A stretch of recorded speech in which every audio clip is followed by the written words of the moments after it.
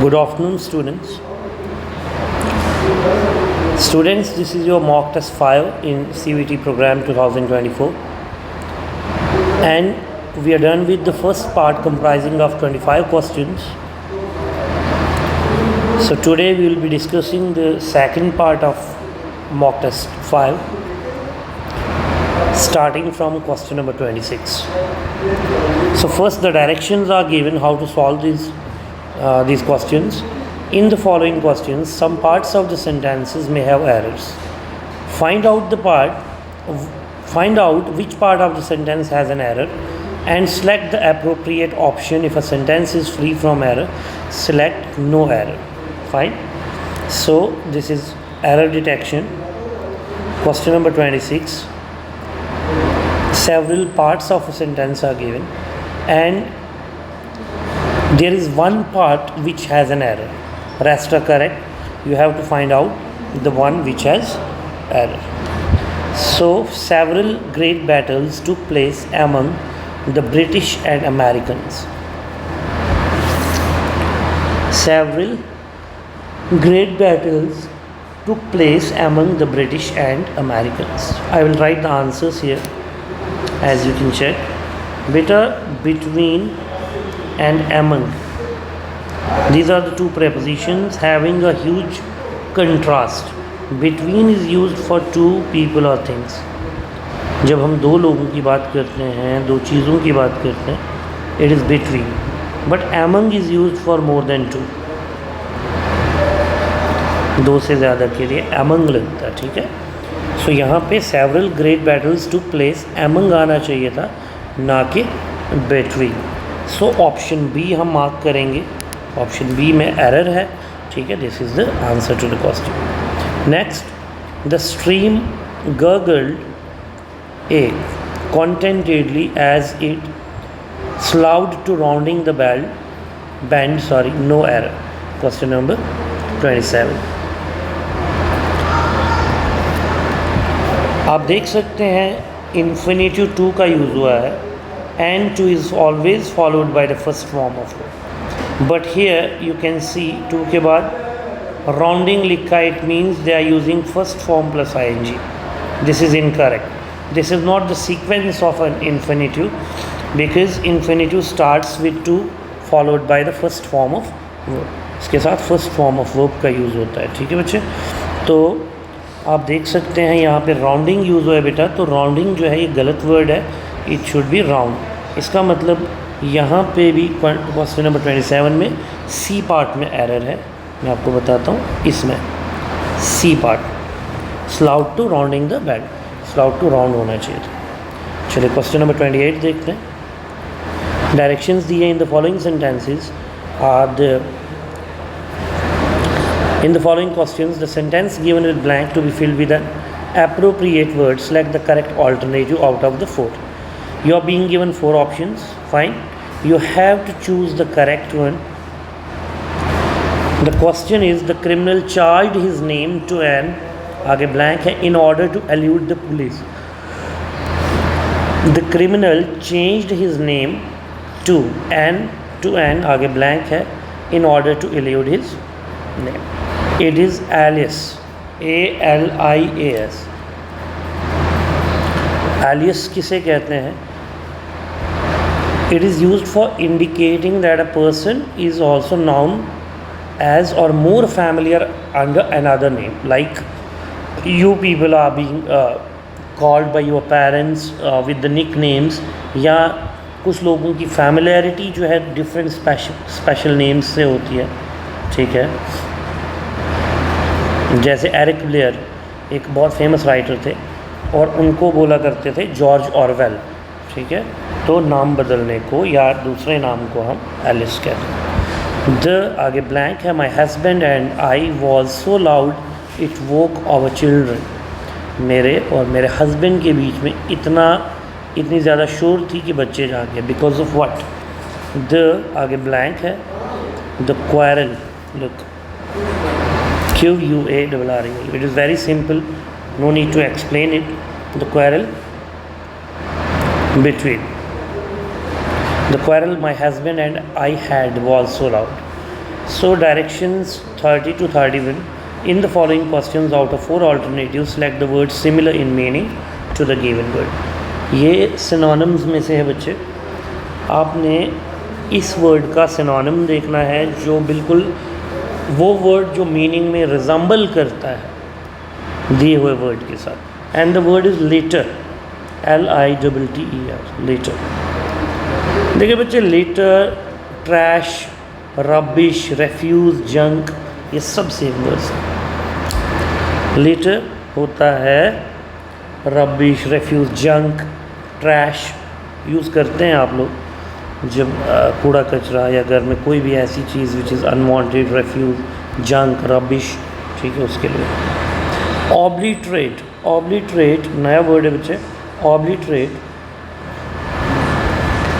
इसका मतलब होता है, देखिए बहुत सारी मीनिंग्स है. डेस्ट्रॉय भी इसका सिनोनिम है. वाइप आउट करना मतलब जड़ से ही उखाड़ देना, साफ़ कर देना.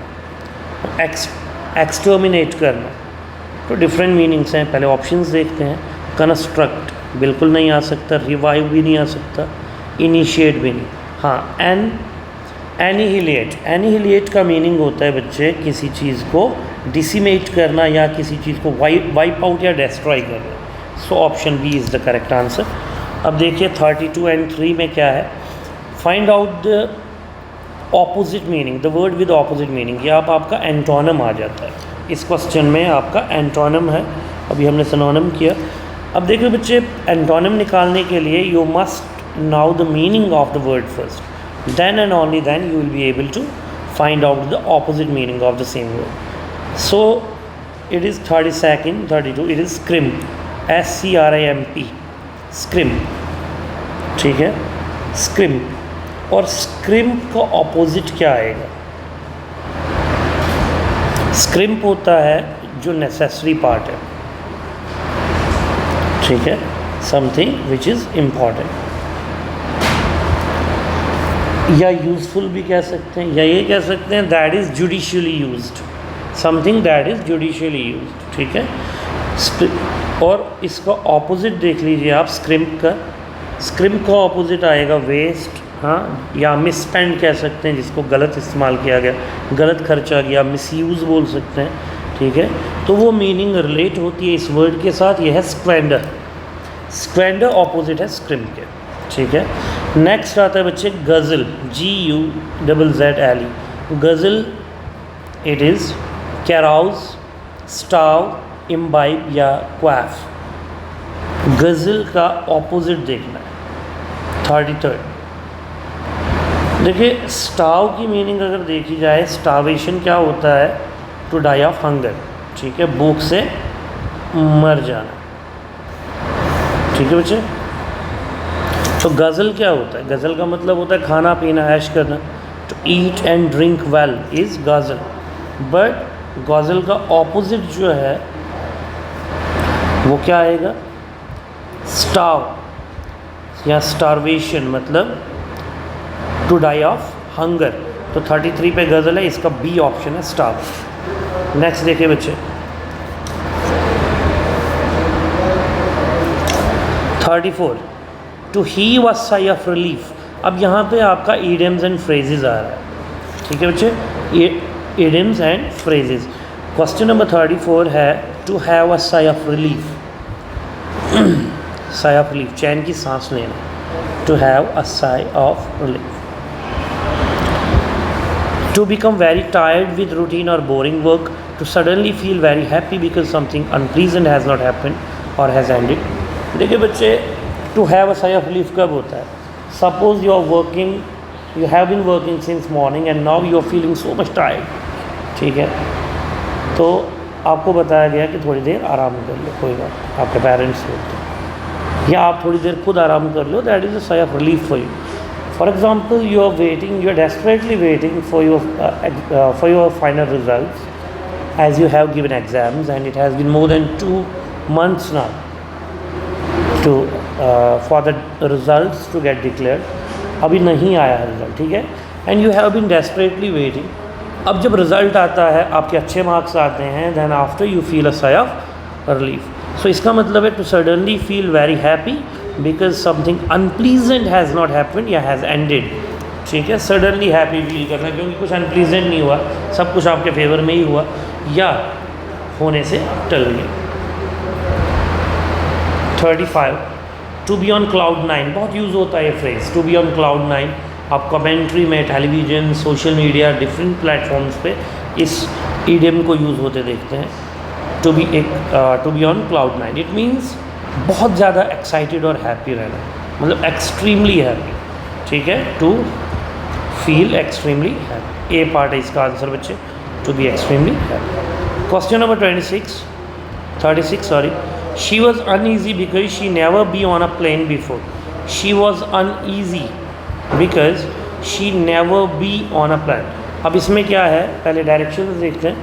Improve the underline part of the sentence, इसमें गलती है, इम्प्रूव करना है। She was uneasy because she never B लिखा है, गलत है बच्चे। शी नेवर बी क्या आना चाहिए, शी हैड नेवर बीन, ठीक है। Question number 26 A part, she had never been. अब आप क्वेश्चन कर सकते हैं कि हैड क्यों आया। देखिए बच्चे पास्ट है, पहले ही वॉज लिखा हुआ, ठीक है। और आप ऑप्शन देखें, never been, is never been, no improvement, ठीक है। She has never been. No one knows how he escaped dash to pieces. No one knows how he escape लिखा हुआ है बच्चे, एक साथ है, पहले एस्केप है फिर डैश है, ठीक है। No one knows how he escape dash to pieces. देखिए बच्चे, कोई नहीं जानता वो कैसे बच गया। बचा मतलब, इसका मतलब ये पास्ट का इवेंट है। If he had survived escaped it means this event has happened somewhere in the past. तो एस्केप की तो कोई बात ही नहीं बनती फिर, ठीक है। तो क्या आएगा, no one knows how he escaped dash to pieces, ठीक है। या तो एस्केप्ड लिखना पड़ेगा या बीइंग डैश्ड लिखना पड़ेगा, या तो इसको एस्केप्ड करना पड़ेगा या इसको डैश्ड करना पड़ेगा, एस्केप रख के, dash to pieces. Quite simple, आपने पास्ट सिंपल यूज़ करना है, second form of verb V2। 38 the upward force that the fluid exerts on the body floating on it. Upthrust बोलते हैं इसको, याद रखिएगा। जो अपवर्ड फोर्स लगती है, जो एक फ्लूइड एक्सर्ट करता है किसी भी फ्लोटिंग बॉडी में, आप किसी लकड़ी के पीस को डाल दीजिए, पानी में डूबता नहीं, ऊपर से रहता है। Why? Because the liquid exerts an upward force towards the body floating on it, उसको कहते हैं अपथ्रस्ट, याद रखिए, upthrust. Next, the use of irony to mock और कन्वे कंटेम्प्ट, ठीक है। आयरनी और मॉकरी का यूज़ करना, याद रखना बच्चे, लिटरेरी डिवाइसेस या फिगर्स ऑफ स्पीच में से क्वेश्चन पूछा हुआ है, ठीक है। तो फिगर्स ऑफ स्पीच में से 2 से 3 क्वेश्चन पूछे जाते हैं। यहाँ पे लिखा हुआ है द यूज़ ऑफ आयरनी और मॉक। आयरनी का यूज़ करना, मॉकरी का यूज़ करना, या अपना कॉन्टेम्प्ट कॉन्वे करना। कॉन्टेम्प्ट क्या होता है, बिनथ कंसिडरेशन या वर्थलेस किसी चीज़ को दिखाने की कोशिश, दैट अ पर्सन और थिंग इज़ वर्थलेस, बिनथ कंसिडरेशन, उसे हम कहते हैं कंटेम्प्ट। सो इस यूज़ को हम क्या कहते हैं, जब ये तीनों चीज़ें आप एक साथ यूज़ करोगे, when you will be using irony, mocking someone, showing a mockery and contempt, it means sarcasm. याद रखिएगा, सरकासम, सरकास्टिक रिमार्क या सरकास्टिक भी बोलते हैं। नेक्स्ट है 40।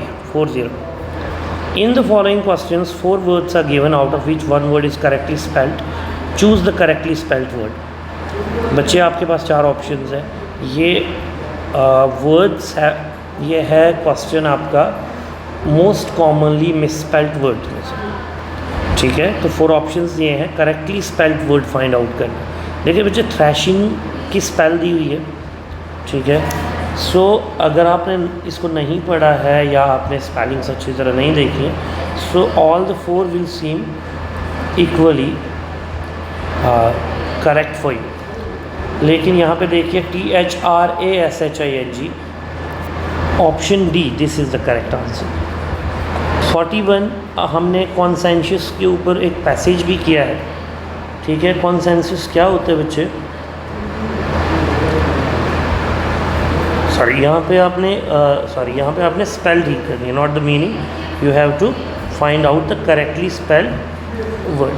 तो देखिए आप 4 ऑप्शंस में से CONSS एक जगह यूज़ हुआ है, एक जगह फिर से SS, ठीक है।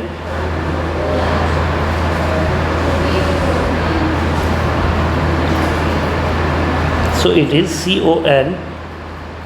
CONSENSUS, C part, consensus, C part है बच्चे आंसर इसका, ठीक है। ये देखिए इनकी जितनी भी स्पेलिंग्स बाकी दी हैं, इसमें भी SS है, इसमें भी और इसमें भी, तीनों में SS, जबकि एक S यूज़ होता है, CONSENSUS, ठीक है। कंसेंसस होता क्या है? ये होता है बच्चे एग्रीमेंट, जजमेंट में, ओपिनियन में।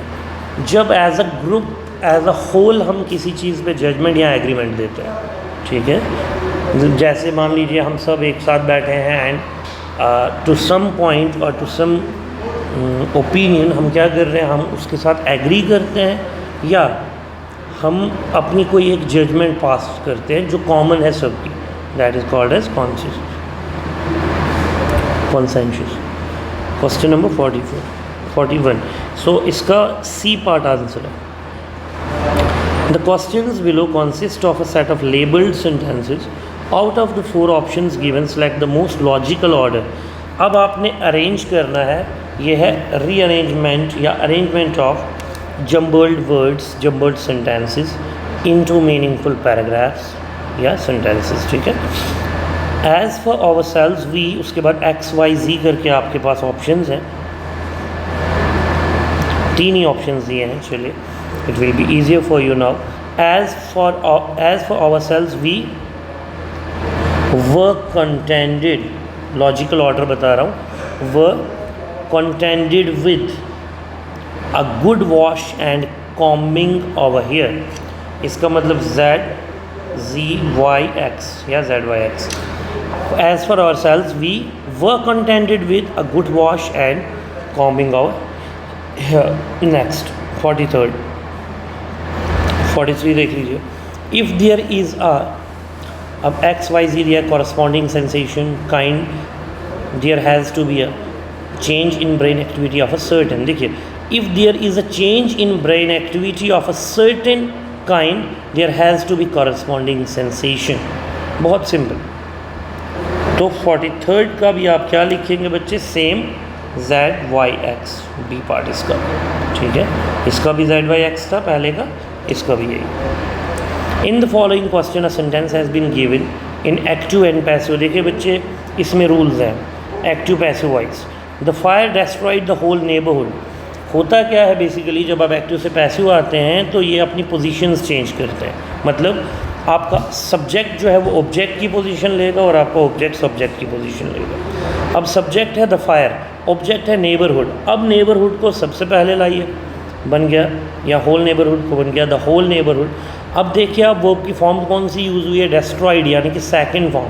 तो सेकंड फॉर्म का जब हम पैसिव वॉइस करते हैं तो पहले वॉज या वर्ब का यूज़ करते हैं। सो नेबरहुड सिंगुलर है तो वॉज आएगा। The whole neighbourhood was destroyed by fire. ढूंढिए अब इसका ऑप्शन, ये रहा, the whole neighbourhood was destroyed by the fire, ठीक है। तो वॉज क्यों आया बच्चे यहाँ पे? क्योंकि सेकंड फॉर्म ऑफ वर्ब आपके एक्टिव वॉइस में है, डेस्ट्रॉयड यूज़ हुआ है। सो इसे जब पैसिव में लाते हैं was verb plus third form use होता है। 45 देखिए फिर से अब आपका डायरेक्ट इनडायरेक्ट स्पीच है, नरेशन, कंप्लीट वीडियो है नरेशन के ऊपर डाली हुई, कंप्लीट नोट्स भेजे हुए हैं। देखिए, let the accused said to the जज, let me meet my children before I die. बच्चे, before approaching this question you must know about the reported speech, whether it is interrogative, exclamatory, imperative, assertive क्या है, so that you will be able to apply the rules of the same category. देखिए, let me meet my children, sorry, the accused said to the judge, let me meet my children before I die. Sir आप सब जानते होंगे let से जब start होता है तो imperative है, ठीक है। अब कैसे लिखेंगे इसको? the accused, अगर कोई ये बता रहा है let me meet my children, इसका मतलब एक रिक्वेस्ट कर रहा है, ठीक है। या बैग भी कर सकता है। तो इसके दो ऑप्शंस मिलते जुलते हैं, ऑलमोस्ट अप्रोप्रिएट है, ठीक है। दोनों देखेंगे। द एक्यूज देखे बच्चे, द एक्यूज यहाँ पे सैड टू जब रिपोर्टिंग वर्ब चेंज होगी तो रिक्वेस्टेड में होगी, रिक्वेस्टेड द जज। और जब हम इम्परेटिव सेंटेंस में इन्वर्टेड कॉमास को ओपन अप करते हैं यानी कि रिप्लेस करते हैं, तो हम इन्फिनिटिव यानी कि टू प्लस फर्स्ट फॉर्म का यूज़ करते हैं। द एक्यूज सैड द जज टू लेट हिम, अब आएगा द एक्यूज रिक्वेस्टेड द जज to let him, to plus first form of meet his children before he died. So option B इसका answer है बच्चे, सॉल्व करके। नेक्स्ट 46 से 50 क्या है बच्चे, आपने वर्ड्स देखने हैं, आपने पहले इस पैराग्राफ को पढ़ना है, then after you have to use these words in the paragraph. Jim Crow shuns the mountains for reasons satisfactory to himself, not so the magpie the raven and, आगे ब्लैंक दिया है, mischief maker. Clark's nutcracker, पहला है 46, इसमें option C है that. आप जब इस पूरे पैराग्राफ को फिल करने के बाद रीड आउट करेंगे तो आपके पास कोई और ऑप्शन, कोई और ओपिनियन नहीं बचेगा। सो दैट यहाँ पे यूज़ होगा कैसे, the raven and that mischief maker, ठीक है। Clark's nutcracker, all of which keeps the bird lover from the east in an ecstasy of surprises until he was, फिर blank है, until he was, अब यहाँ पे लिया हुआ है बच्चे वॉज, सॉरी हैज़, मैंने वॉज पढ़ा इसको, अंटिल ही हैज़। अब देखिए आपको सबको पता होगा हैज़ हैव जो है वो फॉलो करता है थर्ड फॉर्म ऑफ वर्ब को, ठीक है। हैज़ हैव के बाद या हैड के बाद थर्ड फॉर्म, क्योंकि परफेक्ट टेंस बनाता है। तो यहाँ पे प्रेजेंट परफेक्ट यूज़ हो रहा है, तो हैज़ के बाद हम देखते हैं क्या यूज़ हो रहा है। He has become, he has become, B part. अब क्यों बिकम आया, देखिए बिकम, बिकेम, बिकम, ये वर्ब की फॉर्म्स बता रहा हूँ। वर्ब की first form become, second became, लेकिन जब थर्ड पे आता है ना ये वापस बिकम पे आता है। जैसे ही has become a prime minister, he had become, he has become, become जो है फर्स्ट भी है, बिकम ही थर्ड है, कंफ्यूज नहीं होना। ऑप्शन डी आंसर है। Last 48, one can not help, आगे ब्लैंक है, into the speculative mood in view of the sharp contrast. One can not help 48, to fall, fallen, falling या fail. One can not help falling into the speculative mood in view of the sharp contrast. फिर है 49, the birds of east। 49 अभी पढ़ा पीछे हमने between, क्योंकि आगे east and waste दिया हुआ है। तो लास्ट है, लास्ट बता रहा हूँ, इसका दोज है, ठीक है, east and those of the west, ठीक है। दोज वो बहुत सारे, fine, plural showing a distance, वो बहुत सारे। Thank you so much, will meet you in the next video. Thank you.